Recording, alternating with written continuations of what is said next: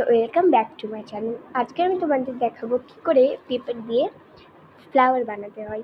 তো চলো এটা দেখতে তো তোমরা ভিডিওটাকে আগে লাইক, সাবস্ক্রাইব অ্যান্ড শেয়ার করে দিও যদি ভালো লাগে তবেই। তো দেখতে থাকো।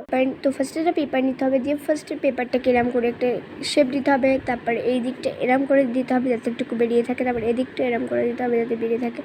তো পেন দিয়ে এরকম করে একটা দাগ দিতে হবে, দিয়ে এটাকে কাট করে নিতে হবে। আমি কেটে নিয়ে আসি, তো কেটে নিয়েছি, তো আমি কিন্তু কেটে নিয়েছি দেখতে পাচ্ছ।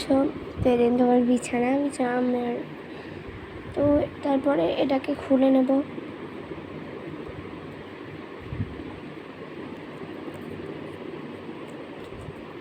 খুলে নিয়ে রেডি আমাদের ফ্লাওয়ার। তো দেখো এরমভাবে আমি আরেকটা বানিয়েছি, দেখবে এটাকে খুললে কেমন লাগবে এই যেরকম। এবার এটাকে একদিক থেকে কাট করে নিতে হবে, এই যে এই দিক থেকে কাট করে নিয়ে আমি আঠা লাগানোর পর একটার উপর আর একটা জোড়া দিয়ে দেবার দিয়ে রেডি।